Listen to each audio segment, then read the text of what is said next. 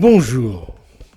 Nous sommes tous, à des degrés divers, affectés par les contraintes qu'impose la pandémie.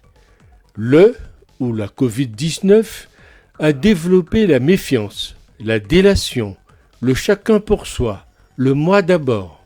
Alors, on peut demander aux politiques et aux scientifiques, on fait quoi? On descend dans la rue pour prendre la température? C'est plus difficile que de traiter les Français de 66 millions de procureurs. Il serait nécessaire de rappeler d'ailleurs à nos compatriotes les ravages qu'ont toujours causé les pandémies. Malgré l'ouverture de la saison vaccinale, très jolie expression, le coronavirus n'est pas terrassé. Il fallait être naïf pour penser que des vaccins conçus à la hâte auraient l'efficacité en qualité et en quantité pour venir à bout des mutations d'un coronavirus. Et parce que la visibilité est nulle, nous sommes aujourd'hui face à un pays qui en a ras-le-bol. La surprise, l'état de sidération, la preuve face à un virus inconnu ont fait que, malgré la dureté du confinement décrété en mars 2020, celui-ci a été respecté.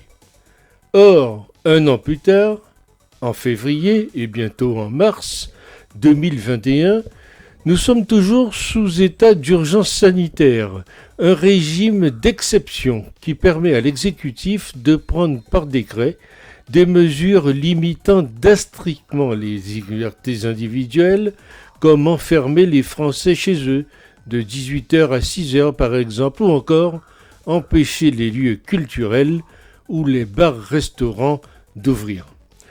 Le régime de l'état d'urgence n'est par définition pas pensé pour être en vigueur sur une aussi longue période. Il est donc normal que la défiance s'installe. Si les Français étaient prêts à mettre de côté leur liberté par peur du virus, aujourd'hui, cette peur n'est plus là, mais les restrictions perdurent sans la moindre date de fin en perspective. Nous sommes considérés comme une nation d'enfants qui n'ont pas le droit de connaître les discussions d'obscurs conseils dont on connaît à peine la composition.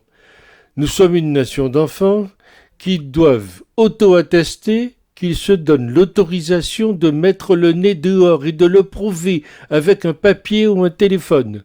Nous sommes une nation d'enfants où des médecins passent leur temps dans les médias à dire qu'il faut enfermer ces enfants-là. Ce n'est pas parce que vous ne vivez que par et pour la médecine que tout le monde doit vivre comme vous. Alors, on objectera avec raison sur la transmission du virus, sur les contaminations croisées, mais qui contamine les autres? Est-ce une absence de respect des gestes barrières que la plupart respectent? Sont-ce les vrais enfants qui, asymptomatiques, contaminent les adultes? On ne le saura pas.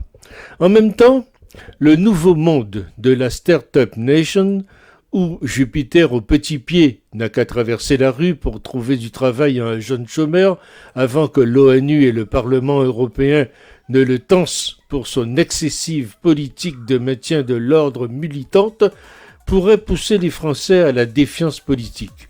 Pour ne pas tirer sur une ambulance, vaudrait mieux ne pas évoquer la gestion de la crise sanitaire avec le discours à géométrie variable sur les masques et l'efficience de la politique vaccinale.